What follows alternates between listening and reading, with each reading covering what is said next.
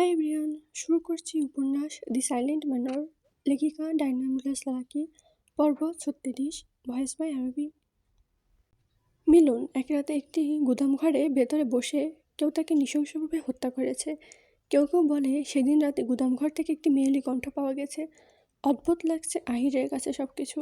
গত কয়েকদিন সে দি silent manor বইটির জন্য মিলন হত্যার তদন্তের দিকে নজর দিতে পারেনি। আর সে অপেক্ষা করবে না। যত দ্রুত সম্ভব মিলন হত্যার খুনিকে সে খুঁজে বের করবে। সঠিক বিচার দরকার। আদৌ কি সঠিক বিচার দরকার? বিনা দোষে কেউ কাউকে খুন করতে পারে না। হয়তো মিলন কোনো কারণে দোষী ছিল, নয়তো অন্য কারো অপরাধ সে দুর্ভাগ্যবশত দেখে ফেলেছে। বিনিময়ে তাকে জীবন দিতে হয়েছে। আহির ঘুম থেকে পোশাক বদলে নিল, নতুন শার্ট প্যান্ট পরে নিল, মাথায় হ্যাট পরল। এখন যেন পুরোপুরি তার রূপ একজন গোয়েন্দার রূপে রূপান্তরিত।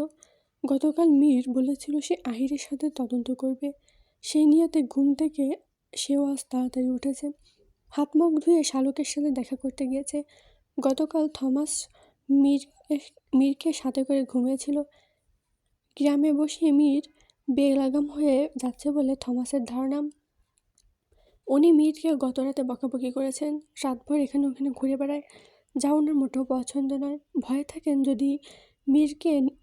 তিনি মীরকে নিয়ে। কিসের ভয় তা যেন অজানা। মীর শালুকের সাথে দেখা করে ফিরে আসলো আহিরের কাছে। আহিরের মাথায় হ্যাট দেখে মীর বলল, আমিও হ্যাট পরতে চাই। হ্যাট পরলে নিশ্চয়ই আমাকে গোয়েন্দা গোয়েন্দা লাগবে। আহির মৃদু হেসে তার ব্যাগ থেকে একটা হ্যাট বের করে দিল মীরকে। সে পরে নিল। আয়নায় নিজেকে একবার দেখলো। মনে হচ্ছে দুজন গোয়েন্দা পাশাপাশি দাঁড়িয়ে আছে। আহির পরপর তার আর মীরের দিকে দেখলো। আজকে যেন তাদের ঠিক জন ডাল্টন আর এডিসনের মতো লাগছে। আহির হাসলো শব্দ শূন্য করে। আহির টেবিল থেকে হাতে কলম তুলতে তুলতে বলল, আমি বের হব। তুই কি সত্যি আমার সাথে বের হবি? এখানে মিথ্যার কি আছে? আগে কখনো খুনের তদন্ত করিনি, আজ করব। দেখবি আমি তদন্ত হাত লাগাতেই সব রহস্য বেরিয়ে আসবে। আহির মীরের মাথায় টোকা দিয়ে বলল, বুদ্ধু, তদন্তে হাত লাগায় না বুদ্ধি। সঠিক বুদ্ধির ব্যবহার করতে হয়, বুঝেছিস? বুঝেছি, এবার চল। তারা দোতলা সিঁড়ি বেয়ে নেমে নিচে নামলো। তাদের বাহিরে যাওয়ার দৃশ্যটা দেখলো মায়া। শেফালি তার সাথে দাঁড়ানো। মায়া বলল, আমরা যাব আজকে তাদের সাথে, দেখি তারা কোথায় যায়। কোথায় যাব? মিলন যে খুন করলো তার তদন্ত করতে যায়, সেখানে আমরা যাই কি করবো? আমরাও তাদের সাথে যোগদান হব। বলে মায়া সময় নষ্ট না করে শেফালির হাত ধরে তড়িঘড়ি করে সিঁড়ি বেয়ে নিচে নামলো। বাড়ি ভর্তি অতিথি। আমজাদ আর শালুকের নজর এড়িয়ে ঘরের বাহিরে বের হয় মায়া। লাল রঙের 3 পিসের পাতলা ওড়নাটা দিয়ে মুখটা ঢেকে নিল। আহির ও মীর বাড়ি ছেড়ে বেশ কিছুটা দূরে হেঁটে চলে গেছে। আজ তারা অশ্বপ গাড়ি কোনোটি সাথে নেয়নি। আহিরের কথা মতো হেঁটেই পথ এগোচ্ছে তারা। আশেপাশে সবাইকে জিজ্ঞাসাবাদ করবে। সেদিন গুদামঘরের পাশ থেকে পাওয়া ছুরিটি আহির সাথে করে নিয়েছে। ছুরিটিতে খোদাই করা 2টি শব্দ লেখা, জিএস। রূপার ছুরি। অক্ষর দুটির মানে আহির খুঁজছে, এখনও পায়নি। জিএস নামে কোনো দোকান আছে কিনা যেখানে ছুরির তলোয়ার তৈরি করা হয়, সেই খোঁজ করার জন্য তার সহকর্মী তরুণকে বলা হয়েছে। তরুণ বেশ আত্মবিশ্বাসের সাথে তখন জবাব দিয়েছিল, স্যার আপনি একদম ভাববেন না, আমি খোঁজ নিচ্ছি। খোঁজ চলছিল গত কয়েকদিন ধরে।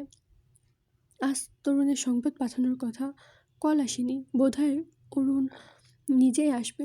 অরুণ যখনই কঠিন কিছু জানতে পারে তখন আর তার আনন্দকে দেখে, তাৎক্ষণিক উন্মাদ হয়ে যায় আহিরকে জানানোর জন্য। আজকের পথঘাট বেশ শূন্য। মানুষের আনাগোনা খুব একটা দেখা যাচ্ছে না।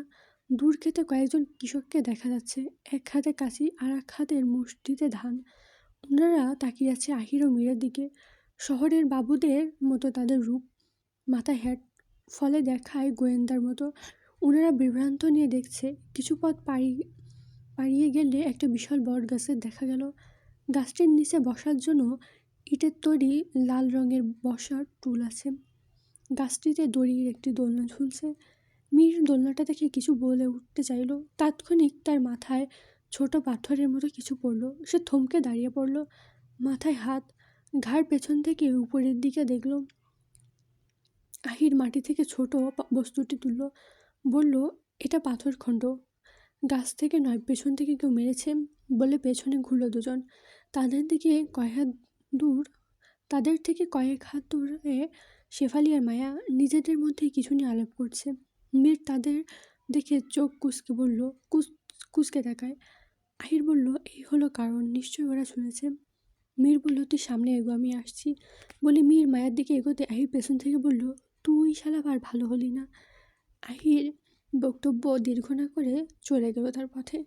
মীর মায়ের দিকে এগিয়ে গেল। শেফালি মীরকে দেখে কিছুটা সরে দাঁড়ায়। মীর বলল, আমার মাথায় পাথর নিক্ষেপ করলে কেন? যদি মরে যেতাম?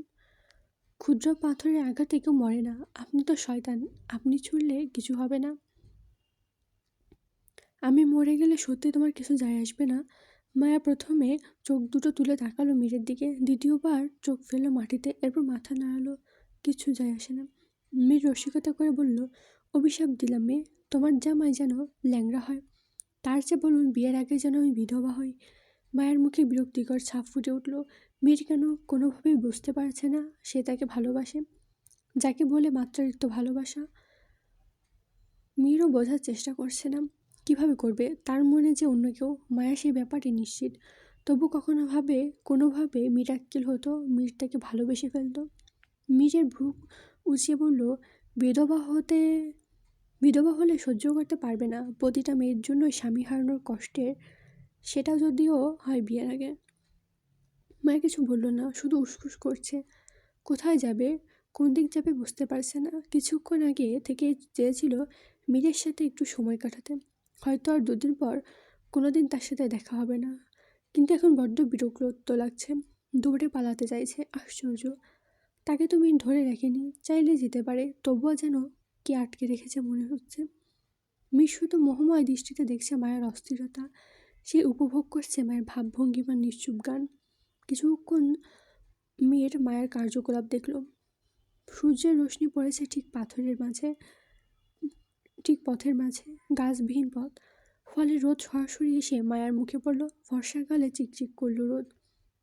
গোলাপি ঠোঁট, কালো কুচকুচে চুলগুলো উঠছে কপালের সামনে, তার উপর লাল ওড়না আর ঘুমটা, সব মিলেমিশে যেন মায়ের সৌন্দর্য দ্বিগুণ বেড়ে গেছে।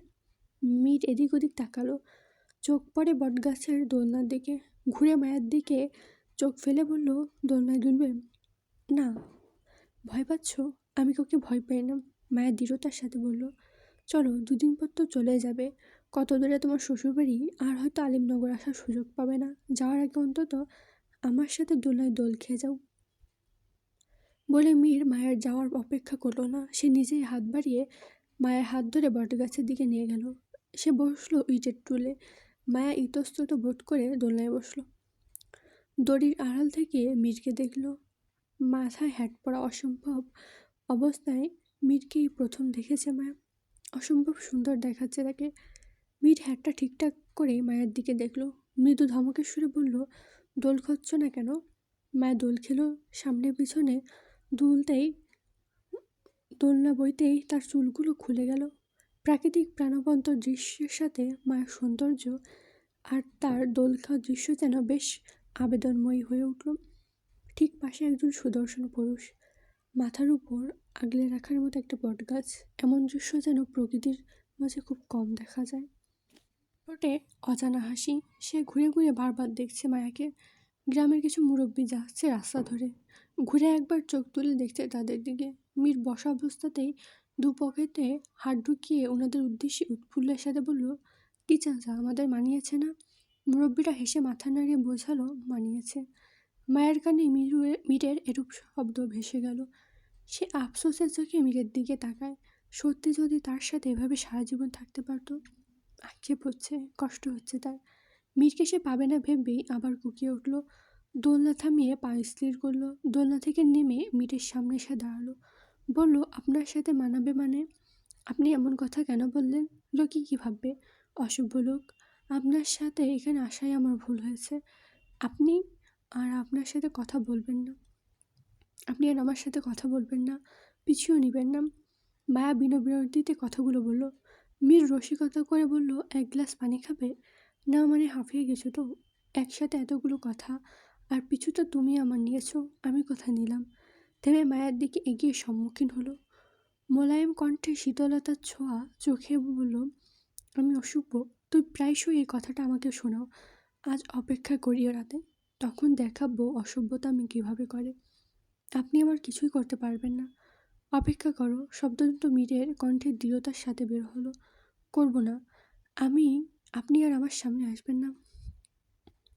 মীর মায়ার আবেগের জায়গাটা কিঞ্চিত উত্তাপ করার জন্য বলল, একদিন আর চাইলেও আমাকে পাবে না। সেদিন হয়তো দেখবে সাদা কাফনে শেষ সাজে, তির্যক আওয়াজে কেঁদেও আর পাবে না। অসভ্য লোকটাকে আর পাবে না। আফসোস করো না সেদিন। মীরের নরম কথায় মায়া গড়ল না। লোকটা সবসময় মজা করে। কখনো নরম কথা বলে অন্যের মন গলাতে চায়, কখনো হাসির কথা বলে অন্যকে হাসাতে চায়। যার অন্যের সাথে বিয়ে ঠিক হয়ে গেছে তার গা ঘেঁষে পর্যন্ত কথা বলেছে। মায়া বড্ড বিরক্ত হলো। মায়া বলল, আমি আসছি। এমনিতে তো চলে যাবে, আজ অন্তত আমাকে দিনটা দাও। করুন আবদার যেন মীরার। লোকে দেখবে, বাবা জানলে বকবে। রাফিদ ভাই এই পথ থেকে বাড়ি ফিরবে, কেউ দেখবে না। দেখলেও চোখ ফুটো করে দেব। আঙ্কেল আত্মীয়দের সাথে ব্যস্ত। ফিরতে রাফিদ কারখানা থেকে ফিরতে ফিরতে সন্ধ্যা। আপনি আহির ভাইয়ের সাথে কোথাও রওনা হলেন মিলন হত্যার তদন্ত করার জন্য। গেলেন না কেন? তুমি পেছন থেকে টান দিলে আর আমি দৌড়ে আসলাম। অন্য কেউ টান দিলেও কি দৌড়ে আসতেন? সবার টানে কি আসা যায়? অন্যের সাথে তোমার তুলনা দিও না। মায়া থেমে যায়। আর কোনো প্রসঙ্গ পাচ্ছে না। কি জিজ্ঞেস করবে মীরকে? খুঁজে পাচ্ছে না। এদিক ওদিক তাকাতে গিয়েও শেফালির সাথে চোখাচোখি পড়ল। শেফালি ইশারা করলো বাড়ি ফেরার তারা। মীর পুনরায় বসে। মায়া শেফালিকে কোনো প্রক্রিয়া জবাব না দিয়ে মীরকে বলল, আপনার সাথে মোহিনীর সম্পর্ক তো অনেকদিন, বিয়ে করছেন কবে? মীর বলল, শীঘ্রই বিয়ে করছি। তাকে খুব ভালোবাসেন? মীর প্রশ্ন শুনে হালকা ঘাড় এদিক ওদিক ঘুরিয়ে তাকায়। অপলক ক্লান্ত চোখে বলল, খুব ভালোবাসি। প্রথম যেদিন ওকে দেখি হৃদয় আমার থমকে যায়। ওর চাহনি, তেজ, রাগ সব কিছু আমাকে বারংবার মুগ্ধ করে। ভালো লাগেনি মায়ের। মীরের মুখে মোহিনীর কথা শুনে কষ্ট হচ্ছে। বুকটা কেমন ভার হয়ে উঠল। মনে হচ্ছে ভারী একটা পাথর বুকের উপর কেউ চেপে ধরেছে। নিজের কর্মের ফল নিজেকেই ভোগ করছে। কি দরকার ছিল মোহিনীর সম্পর্কে জিজ্ঞেস করার? মায়ের চোখ দুটো জল গড়িয়ে পড়ল মুহূর্তে। মীর মায়াকে কাঁদতে দেখে হন্তদন্ত হয়ে উঠে দাঁড়ালো। প্রশ্ন করলো, কি হয়েছে, তুমি কাঁদছো কেন? মায়ের দ্রুত চোখের জল মুছে ফেলল। চোখ আড়াল করে মাথায় ঘোমটা টেনে বলল, চোখে পোকা ঢুকেছে হয়তো, জ্বালা করছে, আমি চলি। বলে ব্যস্ত পায়ে হেঁটে বাড়ির দিকে রওনা হলো। যেতে যেতে পথে সে কাঁদল। মাথার কাপড় গিয়ে উড়ন্ত চুলগুলো দুলছে। মাথার কাপড় পরে গিয়ে উড়ন্ত চুলগুলো দুলছে, সাথে টলমল চোখের জল। ইচ্ছা করছে বাড়ি নয়, দূরে কোথাও চলে যাবে, যেখানে সে একা থাকবে। তবুও অন্য কারোর সাথে ঘর বাঁধবে না। না, মীরকে দেখতে হবে। খুব ভালোবাসি, বিয়ে করব শীঘ্রই। মীরের এই কথাগুলো মায়াকে বেশ বড্ড তাড়া দিচ্ছে। সে ছুটে ছুটে বাড়ির দিকে চলে গেল। বাড়ি ভর্তি মানুষের সামনে দিয়ে সে দৌড়ে ঘরের ভেতর চলে যায়। শালুক রান্নাঘর থেকে দেখল। মায়া উদ্ভ্রান্তের মতো দৌড়ে সিঁড়ি বেয়ে উঠে গেল। তিনি খানিক বিস্ময় প্রকাশ করলেও হাতের কাজ ফেলে উপরে যাওয়ার জন্য মনস্থির করল। কৌরি দেখলো শালুকের হাবভাব। সে বসা থেকে উঠে দাঁড়ালো, বলল, মালকিন, আমি যাই মায়ের ঘরে। শালুক প্রথমে 2 সেকেন্ড চুপ থেকে পরে বলল, যা, তোর সাথে তো মায়ের ভালো সম্পর্ক, দেখ ওর কী হয়েছে। গৌরী মায়ের ঘরে উপস্থিত হলো। দরজা খোলা ছিল। হাট করে মায়া বিছানায় উপুর হয়ে শুয়ে ফুফিয়ে ফুফিয়ে কাঁদছে। গৌরী তার পাশে বসা। কিছুক্ষণ মায়ের কান্নার কারণ আন্দাজ করার চেষ্টা করলো। চেষ্টা বৃথা। মায়ের শরীরে হাত রাখলো। প্রশ্ন করলো, কাঁদছিস কেন? কি হয়েছে আমায় বল। কোথায় গিয়েছিলি? দেখলাম বাইরে থেকে ছুটে আসলি। মায়া বুক ভাসিয়ে কেঁদে যাচ্ছে, যেন এই কান্না থামার নয়। গৌরী কিছুটা উচ্চস্বরে এবার ডাকলো মায়াকে। মায়া ধীর স্থির হয়ে উঠে বসে। চোখ নাকের ডগা লাল হয়ে গেছে, চুলগুলো এলোমেলো। গৌরী বিছানায় 2 পা উঠিয়ে বসলো। মায়ার দিকে তাকিয়ে তার চোখের জল মুছল। এরপর জিজ্ঞেস করলো, এবার তো বল, কি হয়েছে? মায়া কিছু বলল না, নত দৃষ্টিতে বসেই রইল। গৌরী দ্বিতীয়বার প্রশ্ন না করে বলল, মীর। মায়া এবার মাথা তুলল। তার অশ্রুসিক্ত নয়নে যেন বলে দিচ্ছে উত্তর। গৌরী মায়ের নীরবতার জবাব ধরে বলল, তুই মীরকে ভালোবাসিস। আমি আজ সকালে বুঝতে পেরেছি। আগেও আমি অনেকটা আন্দাজ করেছিলাম। তোর মুখে মীরের প্রশংসা শুনেও বুঝেছিলাম। কতটা মুগ্ধতা নিয়ে বলতি। থেমে ব্যতীত কণ্ঠে আবার বলল, তুই চাইলে তো মীরকে সত্যটা বলতে পারিস। আমি তো কতভাবে তাকে বোঝালাম, হয়তো সরাসরি নয়, তবে ধাপে ধাপে। সেও বুঝেছে যদি তার মনে আমার জায়গা থাকতো তবে নিশ্চয়ই সে কিছু বলতো। বিয়েতে তুই রাজি না, তাই না? বাবার ভয়ে তার সম্মান রক্ষাতে রাজি হয়েছি। আমি চাই না আমার জন্য আমার বাবার অসম্মান হোক। তাছাড়া মীর তো আর আমাকে ভালোবাসে না, কার জন্য বাবার বিরুদ্ধে যাব? গৌরী কোমল কণ্ঠে বলল, তা ঠিক বলেছিস, যা হবার হবে। মানিয়ে নে নিজেকে, নতুন সংসারে পা ফেলতেই দেখবি সব ভুলে যাবি। যদি নিজের ভালোবাসার মানুষকে অতি সহজে ভুলে যাওয়া যেত তবে কেউ প্রেম ব্যর্থনায় পাগল হতো না। তাই বলে নিজেকে ঠুকতে ঠুকতে মারবি? ভাগ্যকে মেনে নে আর কান্না করিস না। মায়া কিছু বলল না। বাইরে থেকে শুধু অতিথিদের কোলাহলের শব্দ ভেসে আসছে। পরিবেশ ক্ষণে ক্ষণে নতুন রূপে রূপান্তরিত হচ্ছে। এদিকে মায়ার মনে কোনো পরিবর্তন নেই, কোনো আনন্দ নেই তার ভেতর। 9 বছরের এক ছোট্ট বাচ্চা দৌড়ে আসলো মায়ের ঘরে। বেশ হাঁপাচ্ছে মেয়েটি। মায়া ওকে বলল, তুই এখানে কেন? বাচ্চা মেয়েটা মায়ের দিকে এগিয়ে গেল। এরপর আদো আলো কণ্ঠে বলল, তোমাকে একজন চিঠি পাঠিয়েছে। কে? মায়া জিজ্ঞেস করতে মেয়েটি চিঠিটা মায়ের দিকে এগিয়ে দিয়ে বলল, আদ্রিয়ান ভাইয়া। গৌরী হেসে বলল, তোর হবু জামাই, হয়তো গায়ে হলুদের পোশাক নিয়ে এসেছে। মায়া আনন্দ হচ্ছে না। চিঠি খুলে দেখলো না অবধি, দেখতে চাইছে না, তবু মনের মধ্যে খসখস করছে, দেখার আগ্রহ জন্মালো। এরপর কাপা হাতে বিরক্তিত মুখ নিয়ে খুলল চিঠি। দুটা চিঠি, একটা ছোট পাতা আর একটা বড় পাতা। মায়া ছোটটা আগে খুলল। তাতে লেখা, তুমি আমার সেই নেশা মায়া, যেই নেশার ঘোর কোনোদিন কাটবে না। আমি তোমার মায়ায় পুরোপুরি ডুবে গেছি, যার গভীরতা থেকে আর ওঠা সম্ভব নয়। তুমি আমার জীবনে সেই নারী যাকে ছুঁয়ে আলোকিত জীবনে পা রাখতে চায়। তুমি আমার জীবনে সেই নারী হও যাকে ছুঁয়ে যেন আমার শেষ নিঃশ্বাস বিদায় নেয়। আহির আলিমনগর তাঁতশালার সামনে দাঁড়িয়ে। ঘুরে ফিরে কেন যেন এখানে এসে থমকে দাঁড়ায়। আশেপাশে কিছু দোকানপাট, কিছুটা সামনে বাজার। আহির একটা টং দোকানের সামনে এগিয়ে গেল। 1 কাপ চা চেয়ে টুলে বসে। সেদিন গোদাম ঘরের পাশে পড়ে যাওয়া ছুরিটা দেখল। সূর্যের ঝিলিক এসে পড়ল ছুরিতে। রোদ পড়া মাত্রই বিদ্যুৎ চমকানোর মতো আলো উৎপন্ন হলো। পাশে বসা এক মুরব্বী আহিরকে লক্ষ্য করে বলল, রূপার ছুরি? এটা দিয়ে আপনি কি করবেন? মিলনকে এটা দিয়ে খুন করা হয়েছে, আহির বলল ছুরিটির দিকে তাকিয়ে। শুনে লোকটি হতভম্ব হলো। চোখ ছোট করে আহত চোখে বলল, আপনি নিশ্চিত? আমি আহির অনিশ্চিত কথা বলি না। দোকানে চুপচাপ। পাশে বসা ভদ্রলোক তিনিও চুপচাপ। হঠাৎ যেন বাতাসও থেমে গেল। আহির কিছুক্ষণ ছুরি দেখে বলল, আচ্ছা, আপনারা বলতে পারেন এই ধরনের ছুরি কে বানাতে পারে বা কারা? দোকানে জলদি জবাবে সুরে বলল, একজন আসিল ওসমান আহমেদ। উনি আসিল কামার। বেশিরভাগ স্বর্ণ রূপার ছুরি তলোয়ার বানাইতেন। উনার কামারশালা কোথায়? বাজারের দিকে আছিল, কিন্তু অহনার বাইচ্চা নাই। উনি বহু আগেই মারা গেছে। দোকানে থেকে কিছু একটা চিন্তা করলো। এরপর আবার বলল, আসলে উনাকে কে যেন মাইরা ফেলাইছে, এইটা শুনেছি। কি বলেন? সেও খুন হয়েছে? একটি বিকেল মানেই দিনের ক্লান্তির মাঝে একটুখানি প্রশান্তির ছায়া। দুপুরের তীব্র রোদের পর বিকেলে সূর্যের আলো ধীরে ধীরে নরম হয়ে আসে। আকাশে তখন হালকা সোনালি রং ছড়িয়ে পড়ে। মাঝে মাঝে সাদা মেঘ ভেসে বেড়ায়। গাছের পাতায় পড়া আলো ছায়ার খেলায় চারিপাশে যেন আরও জীবন্ত হয়ে ওঠে।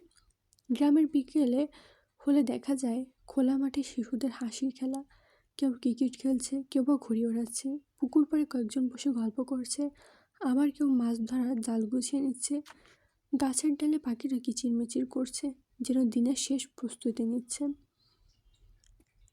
কখনো কখনো বিকেল নতুন বার্তা আগমন নিয়ে আসে। তেমনই সন্ধ্যার সুইচেই সময় একটা সংবাদ নিয়ে হাজির হয় অরুণ।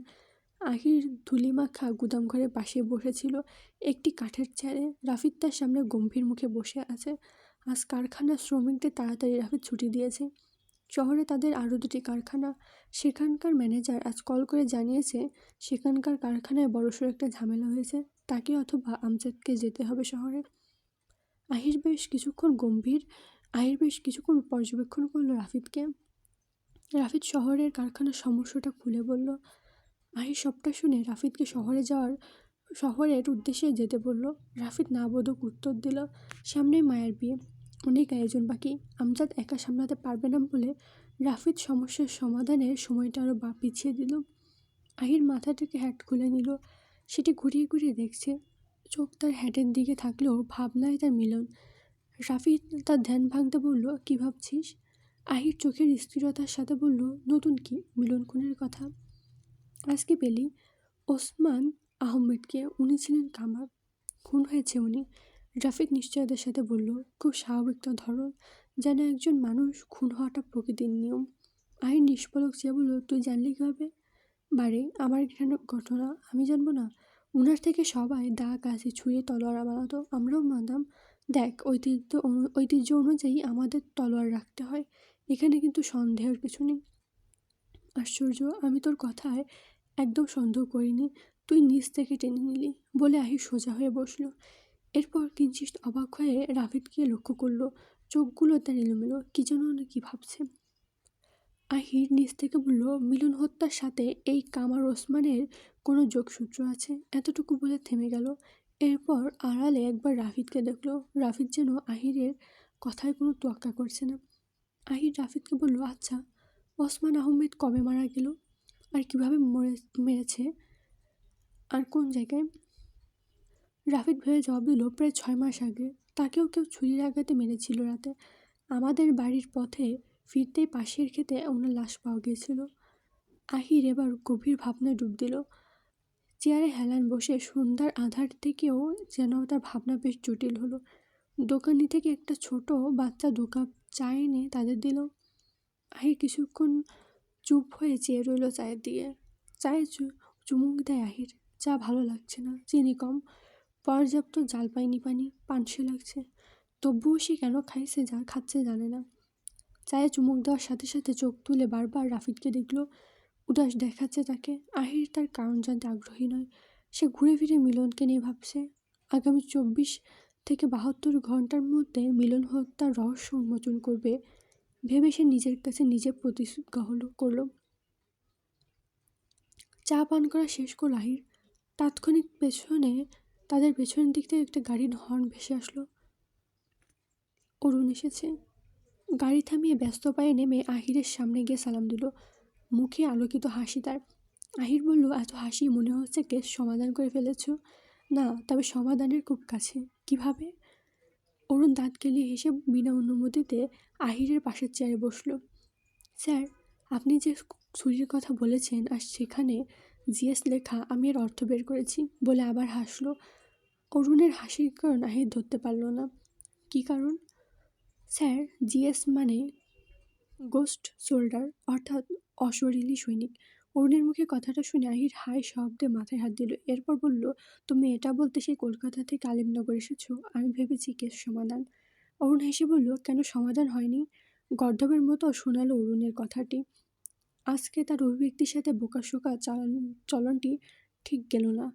বয়স কম নয়, 28 ছুঁইছি। রাফিদ অরুণকে লক্ষ্য করে বলল, অরুণ, তুমি আবার কারো প্রেমে পড়লে না তো? না, মানে কেউ যদি প্রেমে পড়ে তবে সে উন্মাদ হয় আর সব কিছু গুলিয়ে ফেলে। আজকে তোমাকে দেখে তাই মনে হচ্ছে। অরুণ যেন বেশ লজ্জায় পড়ল। অরুণ বরাবরই লাজুক, কোনো মেয়ের সামনে আজ পর্যন্ত মাথা তুলে কথা বলেনি, বলতে পারে না। আহিরের চেম্বারে কখনো কোনো মেয়েকে আসলে অরুণ বিচলিত হয়ে যায়। সে কোন দিক দিয়ে যাবে, ঠিক কী করবে বুঝে উঠতে পারে না। অরুণের এরকম কাণ্ডে আহির বিরক্ত নয়, বরং আনন্দ পায়। অরুণ বলল, আমার কোনো পছন্দের মানুষ নেই। আমার দ্বারা কখনো প্রেম ভালোবাসা সম্ভব না। আহির প্রসঙ্গ পাল্টে বলল, চল বাড়ি ফিরে যাই। মীরা আজকে আমার সাথে মিথ্যা বলল, ও নাকি আমার সাথে তদন্ত করবে। যখনই তোর বোনকে দেখলো পত এমনি ঘুরে বাড়ি চলে গেল আমাকে একলা ফেলে। অরুণ বলল, স্যার, রাত হয়ে যাচ্ছে, আমি কি একা এখন শহরে ফিরবো? যদি কোনো জন্তু জানোয়ার আমাকে আক্রমণ করে, তোমাকে দেখে যদি কোনো জন্তুর খিদে পায় তবে আক্রমণ করতেই পারে, বলে আহির উঠে গাড়ির দিকে এগোলো। অরুণ হাঁ হয়ে আহিরের দিকে তাকিয়ে থাকলো। রাফিদ ঠোঁট টিপে হাসলো। আজকের পর্ব এই পর্যন্ত। কেমন হয়েছে অবশ্যই জানাবেন। আর ছোট হওয়ার জন্য দুঃখিত।